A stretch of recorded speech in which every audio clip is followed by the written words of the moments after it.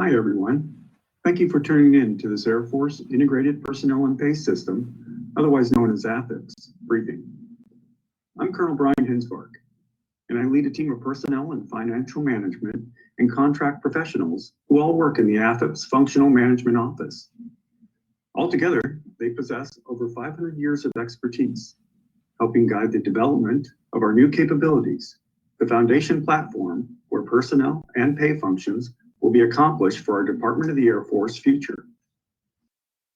The Functional Management Office, here at Joint Base Randolph, San Antonio, Texas, serves as a conduit between the total force personnel and paid business communities, and the AFIPPS system developer. As our team sits, well, currently virtually, side by side with our developer to design, build, and deliver AFIPPS to you. Along with the left seat, right seat relationship between our office and the system developer, we also have a firm partnership with our business leadership and operational owners in the Department of the Air Force Personnel and Financial Management Policy and Execution teams. For example, the Department of the Air Force Headquarters staff, the Air Force Personnel Center, Reserve Personnel Center and Command, the National Guard Bureau, the Air Force Accounting and Finance Office, as well as the Defense Finance and Accounting Service, which will help develop the new Air Force operating location aligned with the Air Force Personnel Center. So, let's now take some time to update you on AFIPPS. Next slide.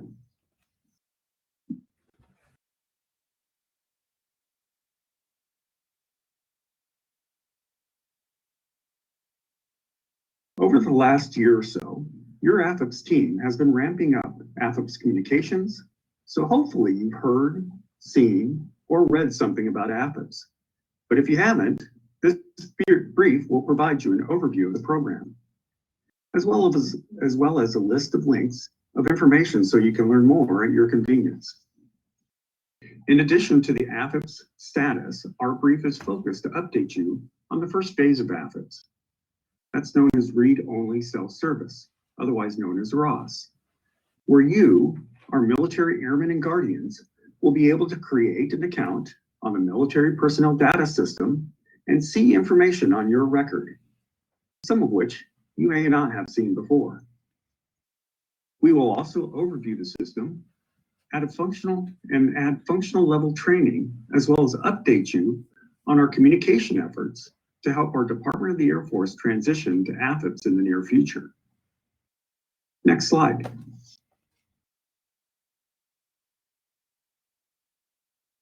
So, as noted on the slide, your AFIPPS team is working hard to deliver you a more efficient and effective payroll system that will lead to more timely and accurate pay, while simplifying personnel and pay processes for all our airmen and guardians. This will create a singular and streamlined personnel and pay capability for those experts directly supporting our airmen and guardians, so they can most effectively address, resolve, and retrieve that which is needed. When we do this right, our Air Force will have more trust in their pay and personnel actions and can refocus time and effort on mission or other personal desires. Next slide.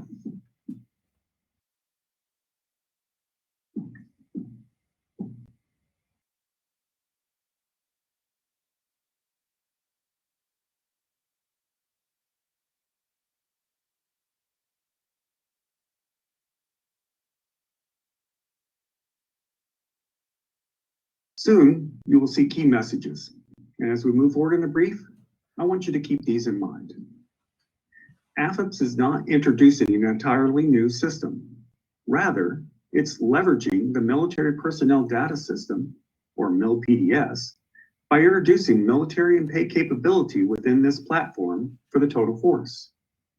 Now, AFIPPS only applies to active duty military total force members. It does not support retirees or civilians. It does include cadets as part of the regular Air Force, Guard, and Reserve military personnel. Now, once AFIPPS goes live, airmen and guardians will finally have that single authoritative record. In other words, Airmen and Guardians are not going to have a pay record in the Defense Joint Military Pay System and an employee record for the personnel purposes in MIL-PDS. There's only going to be one record in one system for every service member. This also means we are finally going to have a mechanism that tracks who touched what records, for what purposes, what the airmen did on their behest, and who took the action on their record. Ultimately, this gives us an auditable end-to-end picture of what actions took place to make pay happen, so we can find and mitigate things like pay errors, risk, fraud, waste, and abuse. Now, AFIPPS delivery strategy has two phases: account creation and full capability. The last takeaway is that we are striving for AFIPPS to provide the best capability to our airmen and guardians to directly interact and affect their pay as life and career events occur.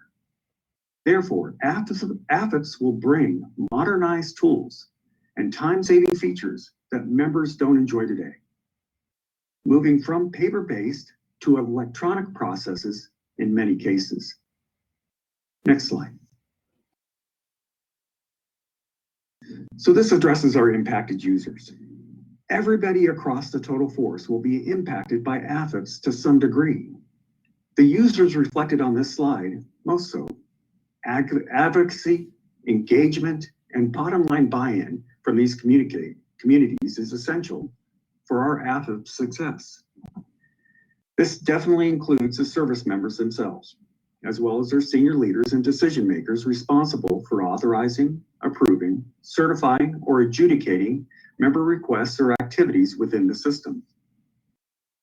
A key piece to the AFIPPS puzzle are the business operators in the trenches, our human resource management staff, today's personnelists, as well as your pay specialists in the financial management arena.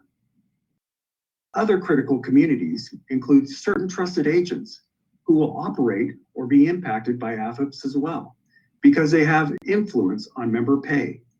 As example, this includes our Joint and Air Force housing agencies, DoD Personal Property Services, the Air Force aviation community, and even partners in the private community, such as the Air Force Aid Society and the Army Air Force Exchange Service.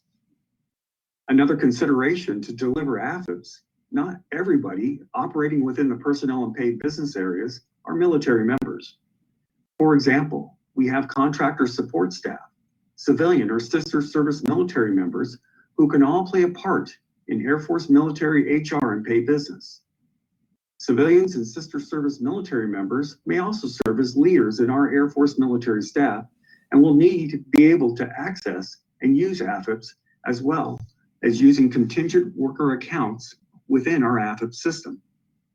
Bottom line, this wide range of inclusion provides members with the ability to access assets, make requests, and be able to take action within the system. Now, you're probably wondering where we're at. Next slide. Well, this is where we're going with AFIPPS. We were and are in development for a significant amount of time, almost 2 years. Now that sounds like a long time. However, this program is massive and extremely complicated. We are attempting to move from DJMS, a pay system that was established in the late 1960s, to a more modernized system, while accounting for tens of thousands of calculations, data points, and other functions. Additionally, we're putting this into the Oracle e-Business Suite, which was primarily built to serve commercial, not military, enterprises.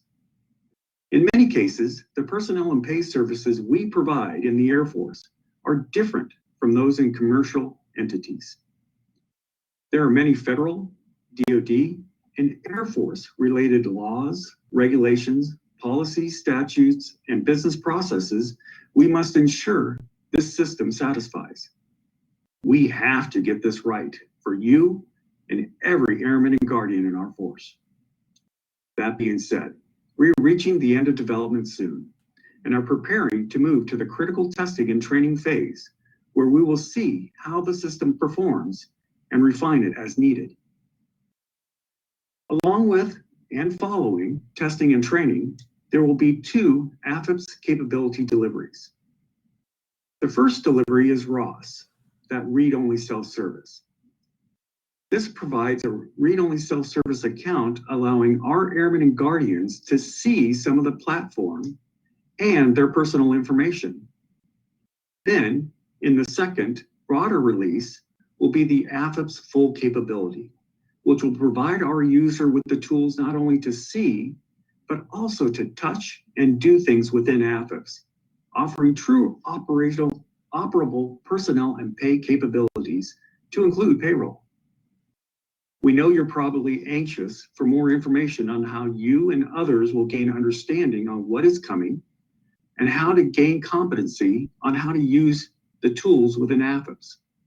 More information will be provided over the next 15 months as we prepare to move into the testing and training phase, ensuring information is put into the user's hands at the right time to ensure our force is best postured for success when AFIPPS goes live.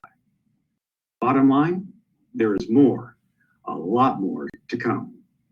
Next slide. So let's talk about read-only self-service, otherwise known as ROS. Beginning in March of 2021, airmen and guardians will begin to claim their AFIPPS account and gain access to AFIPPS initial capability, which is a ROS account. Our military personnel technicians who already have MIL-PDS access already can see these screens in preparation for the larger total force release to come soon. Now, this means our Department of the Air Force service members across the total force will be able to claim their account, look at pay impacting information, and ensure that it's correct. Now, you might notice that some things may not be correct. It's important now that the member follows the current process for correcting information. Guides and reference material will help our airmen and guardians find the right path for correcting information if they are not currently familiar with the process. Collectively, we have a limited amount of time to get everything right in the system before we merge the data and go live. Accounts will be read-only. However, members will now be able to see that information they normally would not be able to see through a normal Air Force platform. It essentially pulls that myriad of data from existing systems to show our force what AFIPPS will bring together in the future, such as dependent-related information, which is historically hosted in the Defense Manpower Data Center, or DMDC. So, while our airmen and guardians won't be able to input or execute actions within AFIPPS during this initial ROS capability release, it's important to get acclimated to the AFIPPS environment and to correct data errors before payroll affecting capabilities are merged and the active in a single pay and personnel record. Another important factor, only registered users can use and access AFIPPS in this first phase. So we all want to ensure that we're ready to go live in phase 2 when full capability is delivered. Next slide. As mentioned before, airmen and guardians will begin claiming their accounts starting March of this year. This initial capability will be sent out in waves to the entire Department of the Air Force. It will be a simple process. It takes only approximately 2 minutes to take care of, where members will receive a direct, time-based request with a link to access and claim their accounts using their current active Common Access card. This will be a simple process. Next slide. Now, once airmen and guardians receive a request, they'll be able to click on the link, navigate to personal information, and view and verify their current information within 5 subscreens. As I mentioned a moment ago, if there are any errors, airmen and guardians must follow the current existing processes for correcting those errors. This is what we meant when saying phase 1 does not provide a lot of capability-wise, but is it important data-wise for phase 2 when airmen and guardians do have that access to all AFIPPS capabilities, to include your leave requests. With phase 1 delivery right around the corner, the key focus right now is on ROS account creation. However, I'd like to provide a quick overview of what's to come with full capability. Next slide. During phase 2, airmen and guardians will have access to all AFIPPS time-saving features and self-automated processes. In addition, there will now be that single authoritative record for every airman and guardian, making it easier for the members to view and validate records. With AFIPPS, airmen and guardians will also be able to initiate pay action requests, perform leave actions, and manage personnel processes online, reducing the amount of physical office visits and paper transactions.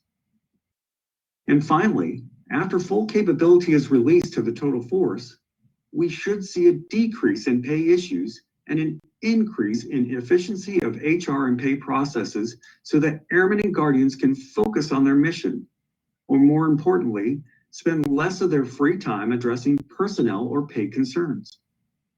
It may not solve everything at first, but this is the right step to ensure that we have a single platform that we can continue to improve both in processes and customer experience.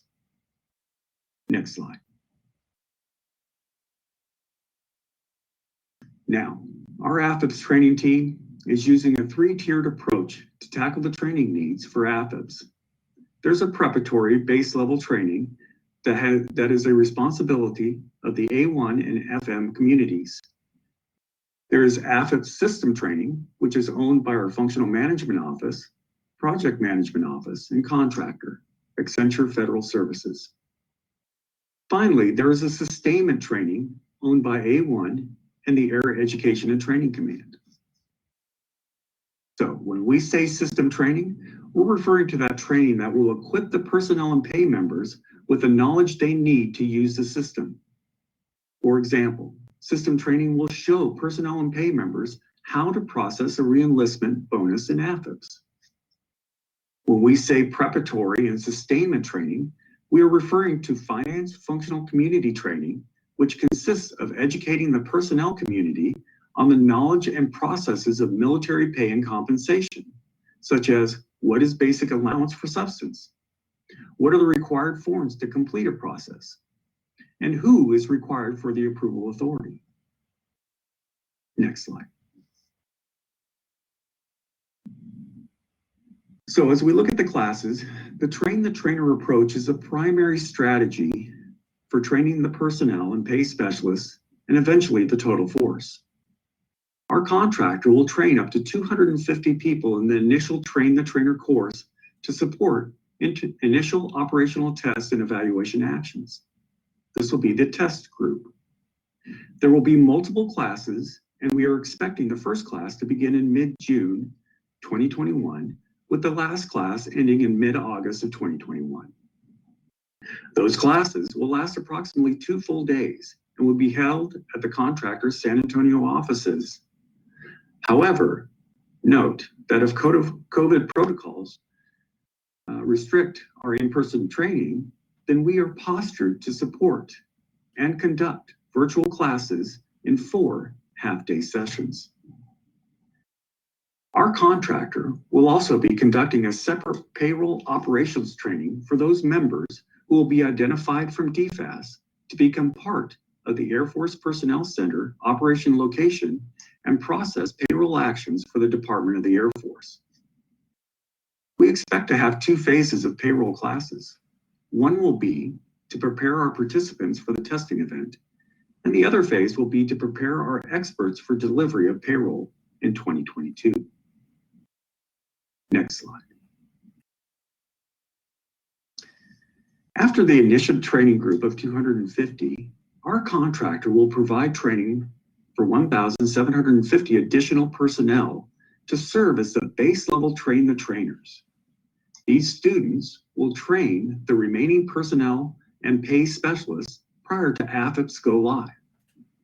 Classes for this group will begin after the completion of the initial 250 tester group training personnel and is expected to start in mid-August of 2021. Class duration will be approximately 4 half-days, and trained students are expected to then be able to train their remaining total force prior to full AFIPPS payroll delivery or full capability. The training team is using various methods to support initial training and knowledge retention.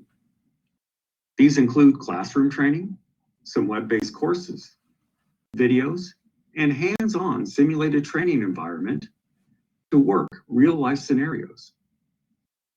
In addition, software user manuals, personnel service delivery guides or PSDGs, and job aids will be developed.